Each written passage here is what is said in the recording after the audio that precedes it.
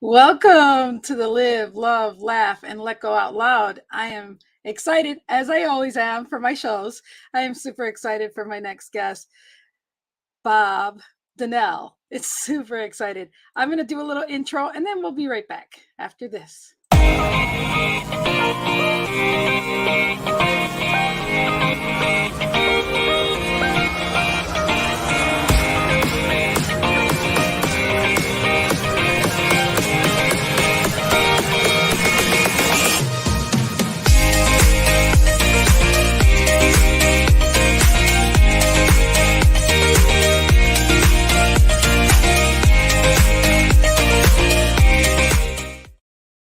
Welcome, Bob Donnell, to the stage. Welcome. Thank you for being here. How are you? Oh, thank you. I appreciate it. Doing great. How about yourself?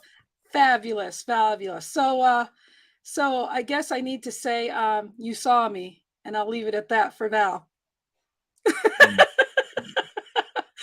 Would you like to share a little bit about you real quick before we get into that questioning process here? Yeah, my background just leads me into an area where I just was fascinated with human behavior and just studied it for years, and just from every facet. I'm my background has led me to that, but really over the last 30 years, it's been just my fascination and my joy to actually be studying people from all walks of life, from drug addicts to celebrities to professional athletes to homeless. I mean, you name it. CEOs, executives, and it's kind of brought me to the point where now I've got a program called Everything Next Level, and I've been doing that for many years. And so it's just been kind of it started off as something that was a challenge by a mentor when I was 15, and then it's just kind of cultivated and gone into what it is today. Awesome. Well, I know you've got a lot of different friendships here, but I wanted to share this real quick. Hey everybody, I'm Dr. Bill Janishak, and I'm so happy and honored that Lynn asked me to give this quick video over to Bob, about Bob. Bob, you're probably the single most important person in my life. You know, we've spent so much time together over the years, laughing and crying and laughing even more, figuring things out and talking about the deep stuff. And what I want everybody else to know about you is that we connect great, and this is great. But everybody listening, I want you to know that Bob connects with everybody. There's not a bigger heart, more giving, more caring person. He carries that around on his sleeve with him.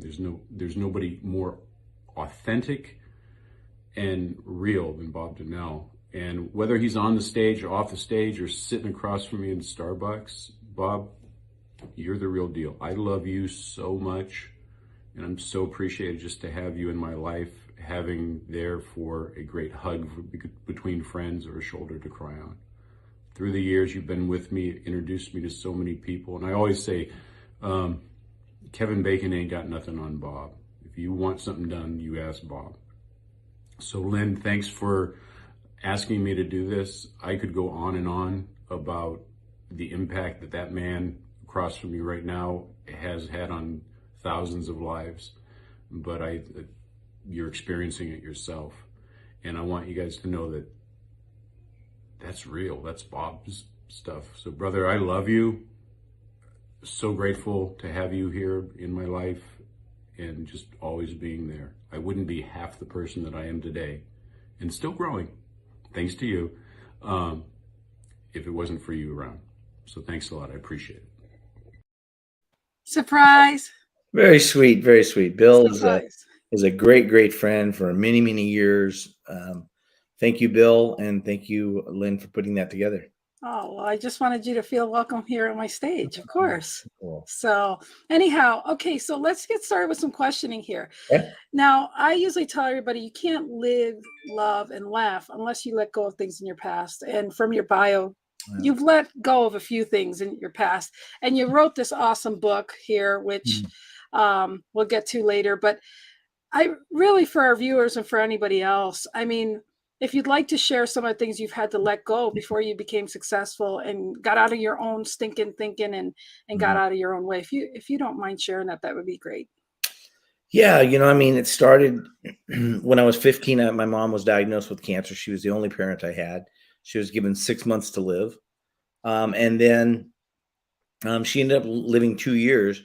But it was during that time that I got the challenge of learning human behavior. And so fast forward a few years, the only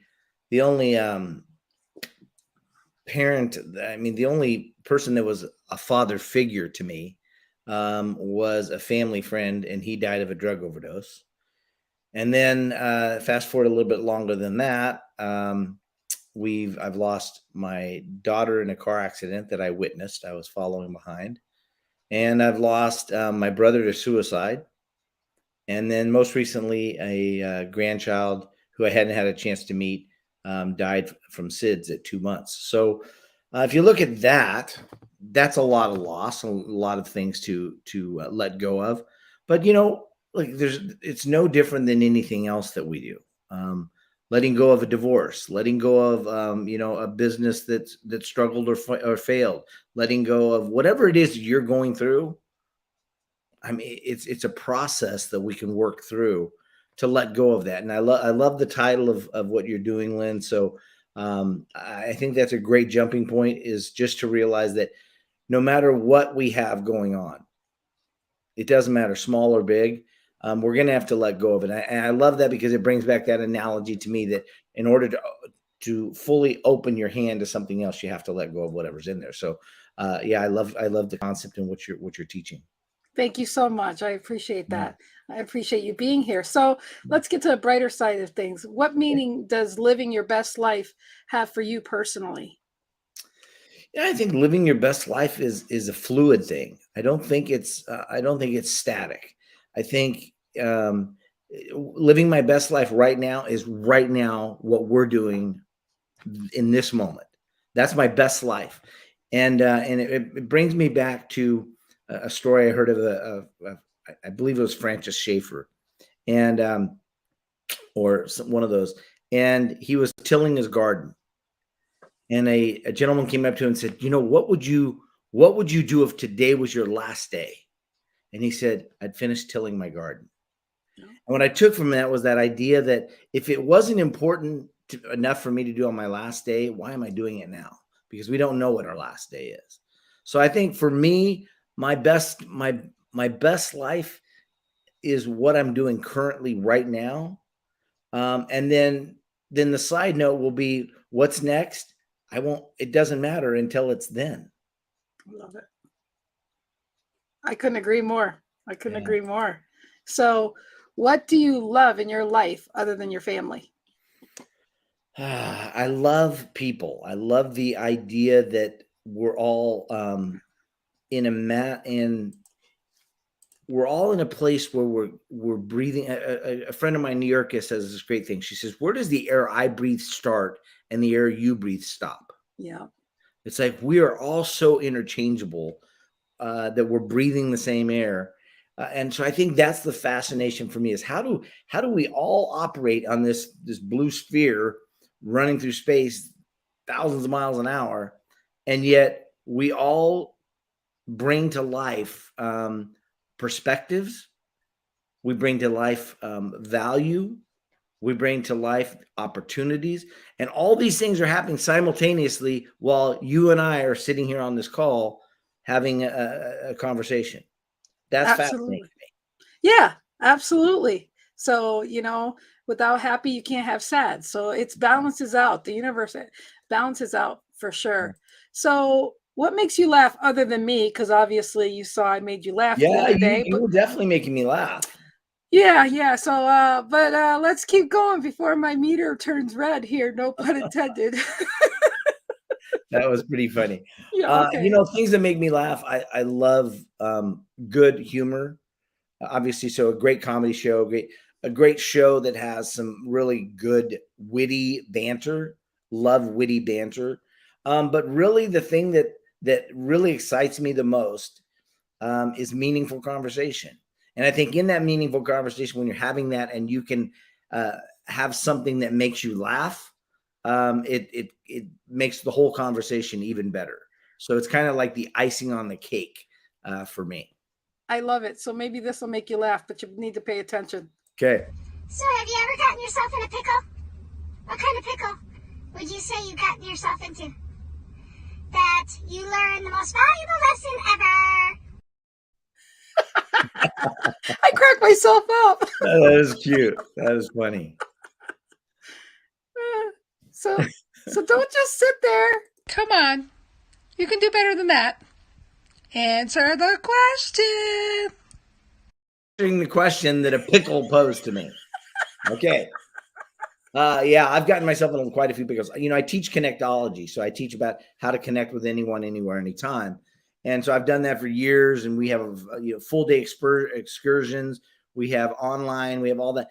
And so when you're the expert of something and you don't do a great job of it, it really shows up quick. And I was backstage at the Academy Country Music Awards, and for years people had been saying, "You need to meet Dr. Phil." And I'm like, "Why do I need to meet Dr. Phil?" "Oh my gosh, you need to meet that because you both do intervention style of helping people. Oh, it'd be so great." And I said, "Well, if it ever happens, it happens." They're like, "No, make it happen." I go, "No, I'm just going to let it happen." So I'm backstage at the Academy Country Music Awards many years ago. And I remember sitting there, and I'm standing there, and all of a sudden I see Dr. Phil and his wife walk right in front of me. And I'm like, I told people I would introduce myself to him. So I'm like, but I was off guard. I wasn't thinking about it. I was with, I was with some other celebrities that I was helping at the time. And I'm like, oh man. Okay. So I got to go. So I walked up to him. I said, "Dr. Phil, can I have a second?" He says, "Sure." I can't do Dr. Phil impersonation, so I'm just going to do my best. But I said, people have always said that I need to meet you. And he goes, "Why is that, Bob?" And I go, "Because I'm a younger version of you." And as soon as I said it, I'm like, "What did I just say?" Yeah. And he must have seen my eyes because he immediately went, "It's okay, Bob. Just own it." And I go, "I'm owning it." And we had a great conversation. We've had a conversation since then, but it was one of those moments where I put myself in a pickle. It's like I couldn't grab those words fast enough out of my mouth before they were there. Scott, who has the addiction training center, he just asked, what spaces of your intervention class? I do a lot of intervention because I was trained in suicide prevention and crisis intervention. So I get called into a lot of that. Although that's not my active thing anymore, but I get called in to do a lot of that stuff. I need to hook you up with him because Scott he's the one we do Tuesday night show with. Oh, cool. That I told you. And I'll hook you guys up. Yeah, so cool. That'd be awesome. So anyways, the short answer would be more logotherapy would be the short answer of that. Awesome. So that's a good pickle you got yourself out of. Yeah. Yeah, I love that. I love that. Yeah. So next question, can you recall a time in your life when you said, "I would never do," and that you ended up doing? Because people don't seem to understand, Bob, that they got to be careful when they profess something they're never going to do. Amen. And I love to admit and show to other people that everyone does this. Everyone has this in their life until you learn not to do it. So your feedback on that? Yeah, I mean, there's probably been a million of them that I've said I wouldn't do and I do, or I did. I don't know offhand any one particular thing that really stands out, but I think it's one of those things when it's typically something I say that I'm never going to do to myself. Right. Okay, I'm never going to do that, and then I do it. Right. Or a statement that I make about myself that is maybe leading me in one direction, but I go a completely opposite direction. So I think it's those kind of things. I don't know of any particular circumstance where I say I would never do that, and then I end up doing it. But I'm sure there's been countless. You can always come back to this question because I'm not going to give you the answer the question thing again. So instead, I'm going to get you to what makes a person beautiful to you. Man, You had a chance to see the questions beforehand, so no, I don't want to see the questions. No, that's good. If what makes a beautiful person to me is the way they treat other people. That's really the bottom line to me. I love that. Yeah. Okay, so the next one is what's the first thing you notice about a person? Typically, their eyes or their smile. Okay. Typically, if they're not smiling, it's their eyes. But smile goes a really big way, a long ways for me. So that'd be the Okay. first. So what do you think of this? Bob Donnell. Hey man, I just want to say you are one of the best relationships that ever happened in my life. Early on in the beginning, when I first got that chance to meet you, you have opened your arms and your heart to me and have helped me so much. When I look at my Rolodex and I look at the people that I know, and I laugh and I say, you know what? Most of them came from the relationships that Bob had, that he shared, and the relationship currency that you taught me about. Buddy, I love you. Take care and know that I appreciate you, and I'm wishing you the best. Thank you, Joe Ingram. You see, we know a couple people. Yeah, definitely. Joe's a good man. He's a good man. Thank you, Yeah. Joe. I appreciate that, brother. Yeah. Okay, so what are your success habits? My success habits. So the things that have led me to success, the habits that have led Yes. to success. Okay, I just Mhm. want to talk about. I think being consistent is one of the biggest things. I think being open has been another one. Being coachable and surrounding myself with amazing people like Joe, like Bill. Those have been the biggest ones. I mean, I had on my board of directors, I had a psychiatrist one day when I was 20 years old, running my board, or running my nonprofit, and I remember talking to him and saying, "I don't know how you do this." And he goes, "Well, do what?" And I go, "How you take in all this stuff that you're working with other people and still live a normal life?" And he goes, "Every good psychiatrist has a great psychiatrist."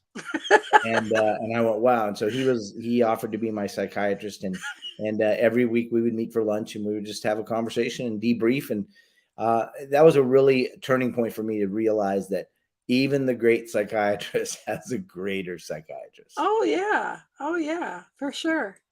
What mistakes have you made along the way? How long? And is I this know I was going to say we only have 40 minutes. Yeah. Yeah, it's going to take 40 years. I think that probably just a couple of biggest mistakes I've made was not being pliable, not being too rigid about things at sometimes. That's really cost me, I think, in the past. I think also taking for granted time, what's going on around me, and just going, tomorrow we'll just change that. Nah, not always. I think those are probably two of the biggest ones that I can say. And then just the realization after the fact of an opportunity missed. Yeah. My mom died when I was in high school, so she never got to meet my grandkid or her grandkids fathered by me. We never got to spend time talking about, well, Mom, why did this happen to you? What did you do about this? Because I was 17 years old. I didn't know the questions to ask. So those opportunities missed, to realize them too late. Yep, for sure. So what's the best trip traveling wise you've ever had? It came really simple when I was traveling a lot. I put like 120,000 miles in air in 6 months. And I remember just being frustrated with the whole process. And this is way before 9/11. So this is, even easier time to travel. But I remember being uncomfortable because I would dress in my suit and get off the airplane in my suit. And I had one of my really good mentors who was very, very, very successful. We showed up at the airport one day to travel together. He's in shorts and flip-flops. And I'm like, dude, and he goes, man, it's so much more comfortable when you're comfortable traveling. And I'm like, yeah. And so I've made it kind of a habit to wear shorts, sweats, flip-flops, anything I can take easy on and off. So, it's funny is what's the most spontaneous thing you ever done? Sounds like you just answered it with the spontaneous thing was, wait, I can dress how I want to in an airport traveling. Yeah. I've done a lot. I'm very spontaneous. So somebody will say, hey, let's do this. It's okay. Let's go. I don't plan a lot in my calendar. People always go, well, what's on your calendar? Not a lot. Yeah. Because I get asked all the time, like you do, I know, Lynn, are you busy? And I'm like, my job is not to be busy, it's to be productive. Right. So I don't care how busy I am. I could have an empty calendar and be perfectly fine with that, because I like to fill in the slots with things that are meaningful at that moment. Absolutely. Okay, so what are your big, hairy, audacious goals? Just to have fun, right? Big, hairy, audacious goals for me today are different than they were for me for 5 years ago. Now it's to be available to just go to events, like when the mass shooting in Vegas happened, to be able to just pick up, go, be there, be of contribution, be of support for the first responders as well as for the community. So my biggest thing is to make sure that I'm always able to keep my eye on what's important, and doing that on a regular basis. So audacious big goals is to be able to do that on a massive level. I love that. I love that. So, what's the biggest factor that has helped you be successful? Associations, Love the it. power of association. I founded my nonprofit. I was just working with a kid, just an independent kid, and super nice 15-year-old kid, but he was getting in trouble and stuff like that. And his stepfather was an attorney. And I remember he said, "Hey, Bob, could you come to the office?" And I'm thinking, why am I going to his office? I don't want to go to an attorney's office. I'm only 19 years old. Like, what? And when I got to his office, he says, "You're doing a really good job with our son. I think you need to do things on a bigger level." And I'm like, "What's that mean?" He goes, "Well, I think you need to file a 501(c)(3). I think you need to put together a board of directors. I think you need to start going out and traveling and raising money." I'm like, "Whoa, you realize I'm 19." And just an amazing human being, amazing man. He and his wife and his kids. And he taught me in that moment. He said, what's standing between where you want to be? And I said, if you're talking about a board of directors, I don't have any credibility for a board of directors. And he goes, if you have an attorney on your board of directors, other professionals will feel comfortable, and I'll be the attorney. And that power of association right then opened so many doors for me. And really taught me that that borrowed credibility is huge in life. Yeah, and what's amazing is when you're young and you're going through things, it's wonderful when there's actually somebody stops and acknowledges you and Yeah, gives you the chance that you need, because there's so many people that don't give younger people a chance. And if it wasn't for the people that gave me a chance in my life at my darkest days, I don't know where I'd be today. So yeah, I look at it as a blessing. I look at it as I never, seen it as like, what's in it for me? It's right. a humbling experience. So I can imagine you felt the same way. Absolutely. So I love that. What habit do you have now that you wish you started much earlier? The habit I have now, just relaxing more. That's awesome. I was asked the other day by a good friend of mine, Wesley Goo, and he said, Bob, he goes, you're the guy that stays up till 2 a.m, always working on stuff. And you get up at 6 a.m. and you're always working on stuff. He goes, what are you doing now? And I said, I'm sleeping in and I'm going to bed earlier. I said, I think I just missed some of those times because I was just busy. I was always going, always putting together projects, putting together films, and then I just got to the point, and Dr. Bill actually said, Bob, you need to rest more for your health. And I said, okay, I don't like to rest. I like to be going.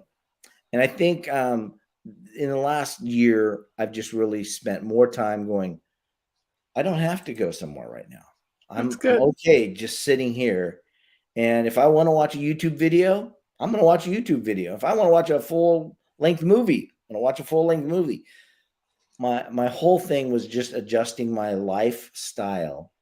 In 2007, I changed my business to where my business was running my life. And I said, I want to operate a business that is centered around my life, not my life centered around my business.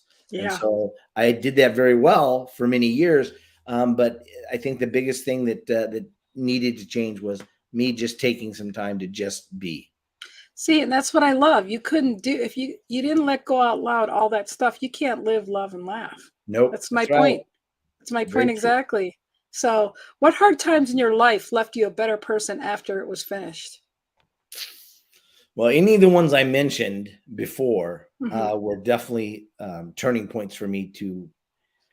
I think it's whether we listen to that voice, as our friend Glenn Morshower says, that whisper, Yes, I love and Glenn. we listen to that, and we go a different route, and we save ourselves from being in an accident.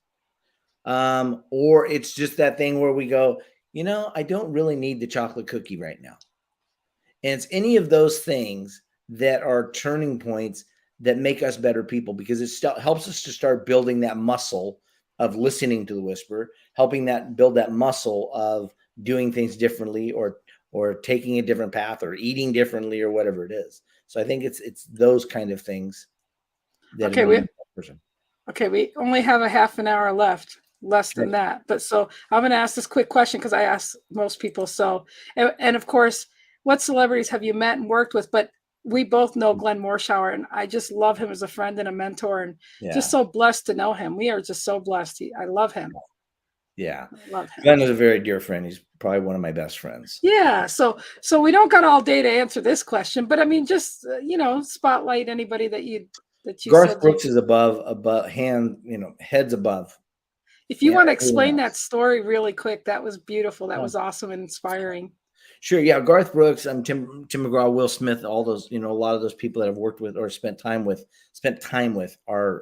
is the key. Is being able to spend time with those people is incredible.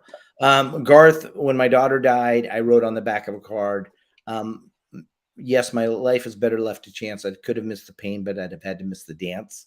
Macy, you're the one dance I would never wish to miss, no matter how short the song was. And I wrote that down, and I just put it on the back of a card. And if you recognize the lyrics of that, the first part of that are from Garth's called "The Dance," the song. And I thought, I'll just carry this around, and one day when I meet him, I'll hand it to him. So I had been to multiple events where he would possibly be in. He wasn't at any of them. So I'm at this other event one day, and I'm standing there at the back of the room, and it's I think it was at the Mandalay Bay. And all of a sudden they say, Mr. Garth Brooks, please come to the stage for rehearsal. And I'm like, I didn't know he was going to be here. He wasn't at any of the other things that he was supposed to be at. And here he shows up at this. So I walked up to him afterwards, and I said, when he got done with the rehearsal, I said, hey, Garth, can I just have a second? He said, sure. And I just handed him the card because I carried it in my wallet. I think you have to be prepared for those opportunities that show. So I carried this card in my wallet for a couple of years, and all of a sudden I'm presented with this opportunity. So I hand it to him, and he does this, Lynn. He just looks at it and he goes, we need to talk. And we spent the next 45 minutes just having a man-to-man conversation about life, about kids, about pain, sorrow, you name it. And it was an amazing, beautiful time because we got to experience each other in a moment that was unlike anything else. Because it would have been easy. It would have been a lot easier for me to walk up and say, hey, Garth, my favorite song of yours is. And he would have responded amazing, because I've been with him 3 times and he's always been absolutely the top at being present to a conversation. An amazing human being. And so I think that is absolutely definitely one of them. I don't have a friendship with him like I do Glenn Morshower. It's a different relationship, but amazing opportunity. I love that. It's funny because when I asked this person, I said 60 seconds. So this is what we got for 60 seconds, right? Okay. I want you to know that I see you. Where do you think I got that from? It's probably one from Bob's talk, that he's always talks about how he sees people and how he's there and how people need to connect. And that's just who Bob is. Bob, you are probably one of the most influential persons in my life the last 12, 15 years, however long we've been together. And I'm just so appreciated for your love, your guidance, your shoulder to cry on, your hugs, and just being a part of who I am in my growth. I wouldn't be half the person that I am today if it wasn't for your guidance, your connections, and your love, and just your friendship. Everybody should experience what we have. And if for the people listening, Bob is the real deal. So brother, I can only give 60 seconds, but I love you. Thanks so much for being who you are and being part of me. Thanks. Thanks again, Bill. But the funny thing was like, he goes, oh man, Lynn, he sent me the first one. He goes, let me do a 60-second one. Use whichever one you want. I'm like, no, they're good. I'm using both of them. Oh, good. He's a great guy. I love that guy. I love him. I love him. So many great moments, great times. We would meet for lunch every week on Tuesday for 2 hours for many, many years. And when I started traveling, we obviously can't do that as much, but we still do it anytime I'm in town. I love it. So what is your favorite quote?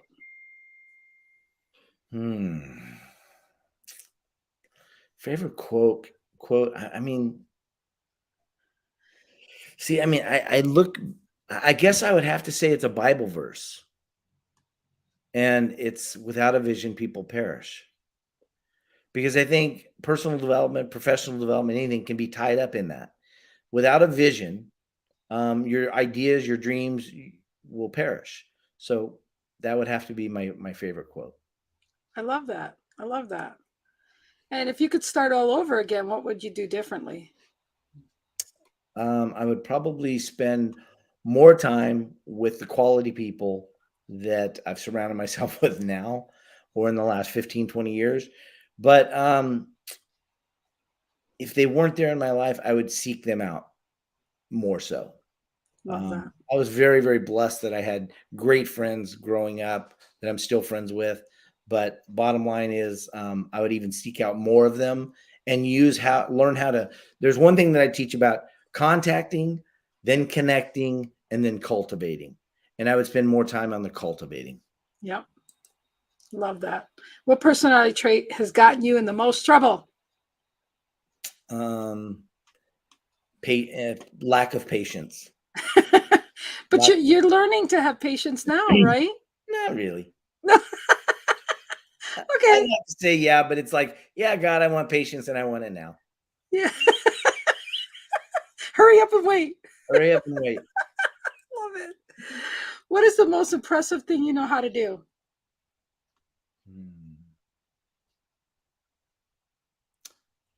I think it's being in the right place at the right time, Bob. I would say it could be that, or it would be to listen. Yeah. I really pride myself. Pride's not the right word on that, but I really pride myself in being a good listener. And listening to what's being really said, even if it's not being said.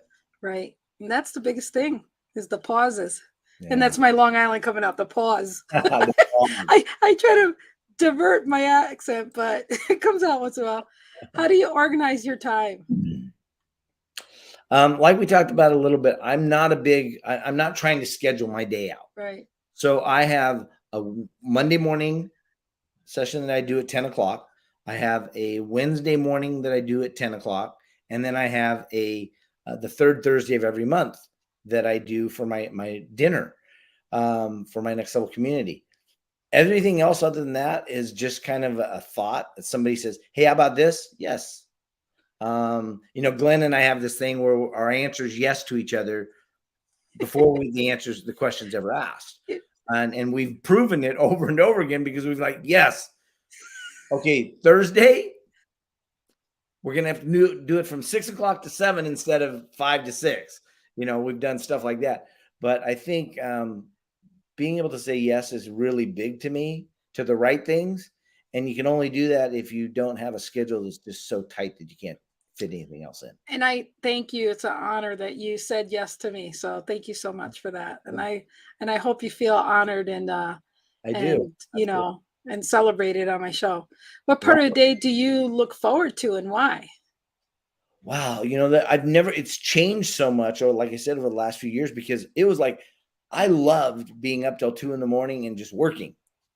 But now I might stay up till 2 a.m, but I may just be watching a movie, or I may just be, writing some notes, taking some notes.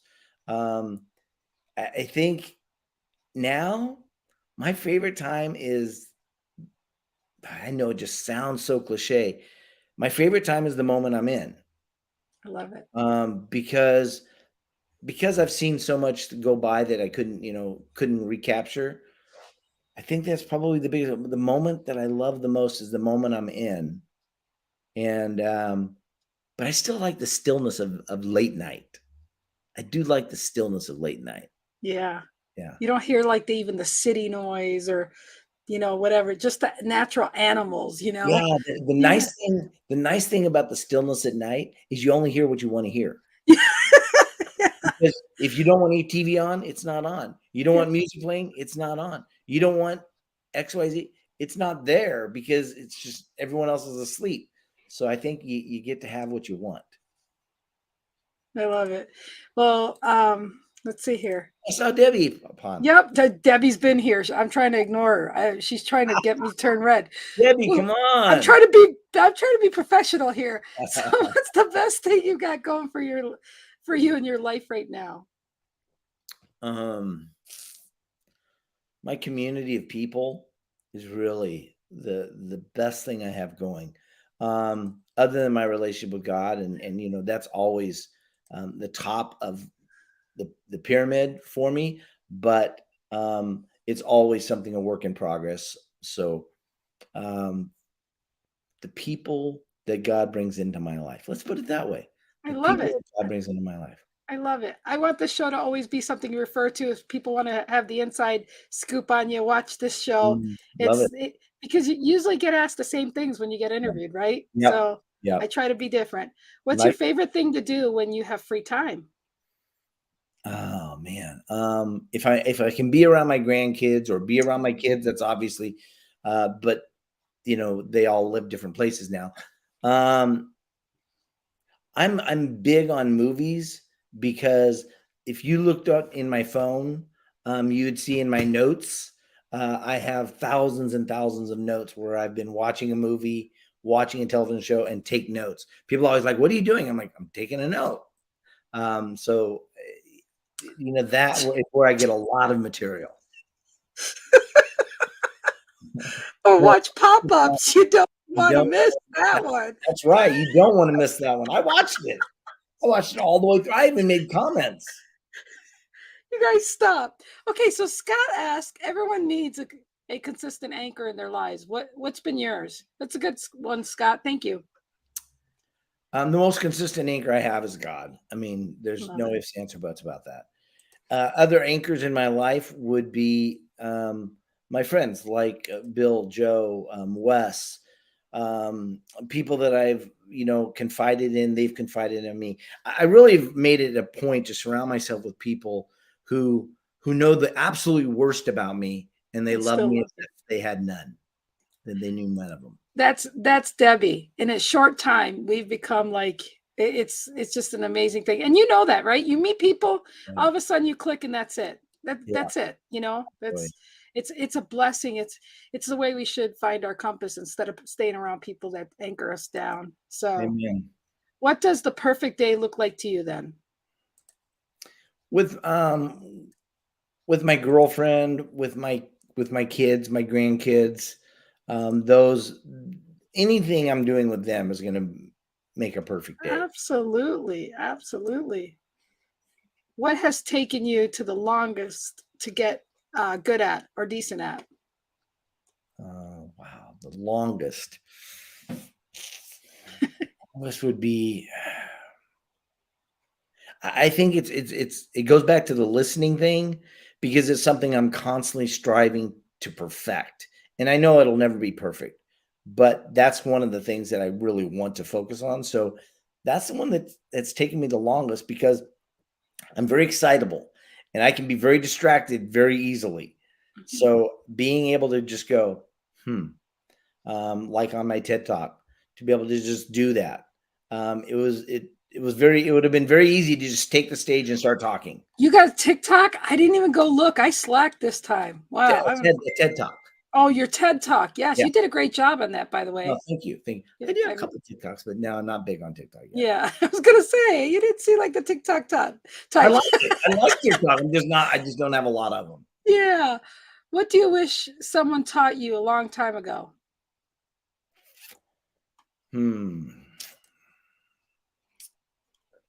I think life has taught me so much that something that somebody else has taught me. Yeah. Patience. So I would have to go back to patience. patience. If Yeah. somebody could just teach me that, Yeah. I would have avoided so many mistakes, and had so many better consequences, or results. If Yeah. somebody could have taught me patience, I think that would have been a great thing. Patience, grasshopper. Yeah, Well, what about Garth Brooks' one unanswered prayers? That's having patience. yeah, Yeah. a great song, great messaging. I mean, Yeah. that's a great song. Yeah. Great, great If you message. had one piece of advice to someone just starting out, what would it be? Surround yourself with amazing people. Surround yourself with people that are going to build up your dreams. I was once asked, Bob, what do you think the difference is that with people who are billionaires and people who are struggling? I said, the coolest thing is a struggler will tell you when you have a dream that's bigger than theirs that it won't work. A billionaire, if you go up to Warren Buffett, Bill Gates, Donald Trump, any of those guys, Elon Musk, you go up and say something to them and you shoot this big dream at them and they go, great, what are you going to do about it? How are you going to do this? Their ego's not involved in that you are going to do bigger. And their attitude is just that they can help you. But you need to let them know what it is that you're about. And I think that was one of the things that, you thought, well, should I share this with some? Yeah, share it with the right people and they're going to, blow your mind with it. Yeah, I love that. So, what makes you unique? The thing that makes me unique is it's because it's me. I think I'd love to say there was some amazing trait. I don't think it really is. I think it's that God has made us each individually, and that's the unique part for me. I love the idea that I could stand on a stage and speak the exact same words, a script, as you, as Tony Robbins, as Wayne Dyer, anyone. We could have the exact same script, and there'd be people in the audience that'd go, "My gosh, that Wayne Dyer, he is amazing." And somebody else would be like, "No, that Tony Robbins." Somebody else would know that Lynn Serrano. "Oh my gosh, did you hear what she said?" The same words. Mm-hmm. But the way we said them and who we're being in that moment eclipses the words that were used and allows people to identify and want to be in association with each one of us on the stage at a different time. Absolutely. I love that answer. Which brings me, what kind of people do you enjoy hanging out with? I have a criteria for anyone in my life, personally, professionally, strategic alliance, or a member of my community. And so I have 6 non-negotiables. So if you have 5, you still don't qualify. It's 6 because they're all non-negotiables. And I'll just share one of them. One of them is open-minded. The reason that's so important to me is because I don't live my life like everyone else. And if you're wanting me to be that, it's not going to work. You're not going to be a good client. I'm not going to be a good mentor. We're going to have, battling. So I think the biggest thing is open mind is one of the 6. And then I know the questions to ask to help flush out if that person's open-minded or not. That's interesting. I'll have to talk to you backstage on that one. But Okay. is there another one you want to ask or want to tell us about as far as your 6 criteria? Because I think those are good attributes and things for people to know when Yeah, they're my criteria is very specific to me. okay. And so when I share them, people automatically want to kind of think, oh, well, that would be a good one for me. But Oh, it's not because they don't have the same experience that I have. So gotcha. open mind is one of them for me. Resourcefulness is another one. I don't care about if a client can afford me or not. I care about, are they resourceful enough to make sure that they get the help that they need? So resourceful is a really big one for me.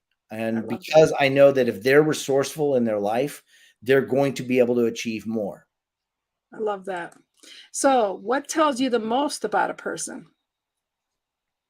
Their language, the words that they use, how they talk to themselves, and then how they treat others. Those are probably the biggest ones for me.